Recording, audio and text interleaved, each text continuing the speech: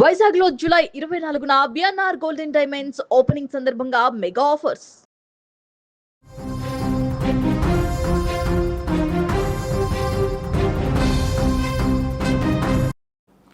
మనిషిలో పగ ప్రతీకారం పెరిగితే వాడు మనిషిలా ఆలోచించడు, ఒక రాక్షసుడిగా మారిపోతాడు.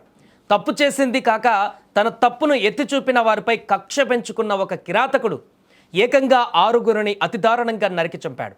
పగతో రగిలిపోయిన ఆ కసాయి కత్తికి కట్టుకున్న భార్య, పేగు తెంచుకొని పుట్టిన 2 పసికందులు కూడా బలైపోయినటువంటి పరిస్థితి. రంగారెడ్డి జిల్లా షాబాద్ మండలం దైవాలగూడలో జరిగిన ఈ 6గురి హత్యల ఉదాంతం చూసి తెలంగాణ రాష్ట్రం ఒక్కసారిగా ఇప్పుడు ఉలిక్కిపడింది. అసలు దైవాలగూడలో ఆ రాత్రి ఏం జరిగింది? ఈ దారుణ మారణ హోమానికి దారితీసిన పరిస్థితులు ఏంటి? ఆ సైకో కిల్లర్ ఆకృత్యాలకు సంబంధించిన పూర్తి కథను సీన్ టు సీన్ మనం చూసేటువంటి ప్రయత్నం చేద్దాం. ఈ నెత్తుటి కథకు పునాది కొన్ని రోజుల క్రితం పడింది. దైవాలగూడకు చెందినటువంటి పార్వతి రాజ్కుమార్ అనే వ్యక్తి తన ప్రాంతానికే చెందినటువంటి ఒక 17 ఏళ్ల మైనర్ బాలికను వేధించడం మొదలుపెట్టాడు. ఈ విషయం తెలుసుకున్న బాలిక తల్లిదండ్రులు, ముఖ్యంగా తల్లి లక్ష్మి, మే 16వ తేదీన పోలీసులకు ఫిర్యాదు చేసింది. నా బిడ్డను కాపాడండి, నా బిడ్డను వేధిస్తున్న ఇతన్ని శిక్షించండి అంటూ కంప్లైంట్ చేసింది. మైనర్ బాలిక కాబట్టి పోలీసులు రాజ్కుమార్ పైన కఠినమైన పోక్సో చట్టం కింద కేసు నమోదు చేసి అతన్ని లోపలికి పంపించారు. విచారణ జరిపి మే 26వ తేదీన అతన్ని అరెస్టు చేసి జైలుకు పంపించారు. తనను జైలుకు పంపించారనేటువంటి కోపం రాజ్కుమార్ మనసులో ఒక అగ్ని పర్వతంలా రగులుతూ వచ్చింది. తన పరువు తీశారన్న కక్షతో పళ్ళు నూరుకుంటూ జైళ్ల గోడల మధ్య ఒక భయంకరమైనటువంటి స్కెచ్ వేశాడు అతను. రోజులు గడిచాయి. శుక్రవారం నాడు రాజ్కుమార్కు బెయిల్ పైన జైలు నుంచి బయటకు వచ్చాడు అతను. ఇంటికి చేరుకున్నాడు. శనివారం తెల్లవారుజామున అందరూ గాఢ నిద్రలో ఉన్నారు. కానీ పగతో రగిలిపోతున్న రాజ్కుమార్ కళ్ళల్లో నిద్ర లేదు. తన ఈ పరిస్థితికి పరోక్షంగా కట్టుకున్న భార్య, కుటుంబం కూడా కారణమే అని గుడ్డిగా నమ్మాడు. మానవత్వం మర్చిపోయి కత్తి చేతబట్టాడు.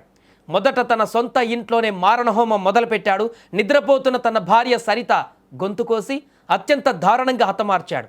ఆ తర్వాత పక్కనే పడుకున్న తన 2 కన్న కొడుకులు, 4 ఏళ్ల పరీక్షిత్, 2 ఏళ్ల పసికందు దైవీక్షిత్, వారిద్దరిని కూడా పసిపిల్లలను చూడకుండా వారి పీకలు కోసేశాడు ఈ కిరాతకుడు.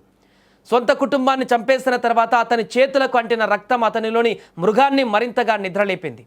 ఇప్పుడు అతని టార్గెట్ తనపైన పోక్సో కేసు పెట్టినటువంటి ఆ మైనర్ బాలిక. కత్తి పట్టుకొని నేరుగా షాబాద్ పిఆర్ఆర్ స్టేడియం సమీపంలో ఉన్న ఆ బాలిక ఇంట్లోకి చొరబడ్డాడు.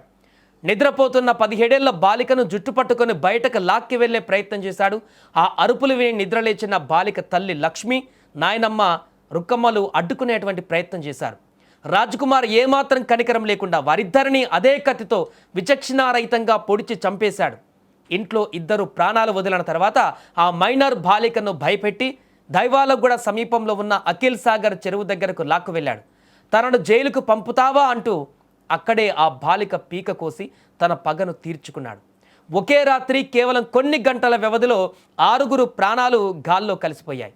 6గురిని చంపిన తర్వాత చేతులకు ఒంటికంటేన రక్తంతో తన తండ్రి అరుణ్ కుమార్కు ఫోన్ చేశాడు ఈ దుర్మార్గుడు. నా భార్య బిడ్డలతో పాటు కేసు పెట్టినోళ్ళందరినీ చంపేశాను, నేను కూడా ఆత్మహత్య చేసుకొని చనిపోతాను అని చెప్పి ఫోన్ కట్ చేశాడట. కొడుకు మాటలు విని షాక్ అయినటువంటి తండ్రి అరుణ్ కుమార్ వెంటనే తేరుకొని పోలీసులకు సమాచారం అందించాడు. హుటాహుటిన రంగంలోకి దిగిన పోలీసులు ఘటనా స్థలాలకు చేరుకున్నారు. రక్తపు మడుగులో పడి ఉన్న మృతదేహాలను చూసి పోలీసులు చలించిపోయారు. హత్యలకు ఉపయోగించిన ఆయుధాన్ని స్వాధీనం చేసుకున్నారు. అయితే రాజ్కుమార్ నిజంగా ఆత్మహత్య చేసుకున్నాడా, లేక పోలీసులను తప్పుదోవ పట్టించడానికి అలా చెప్పి పరారయ్యాడా అన్న కోణంలో ఇప్పుడు ప్రత్యేక బృందాలను ఏర్పాటు చేసి గాలింపు ముమ్మరం చేశారు.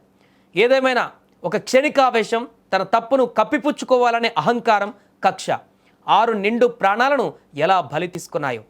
తప్పు చేసిన వాడికి చట్టం శిక్ష వేస్తుంది, కానీ చట్టాన్ని తన చేతుల్లోకి తీసుకొని పసిపిల్లలను కూడా కనికరించని ఇలాంటి మృగాలకు ఎలాంటి శిక్ష పడాలో మీరు కింద కామెంట్లో తెలియజేయండి.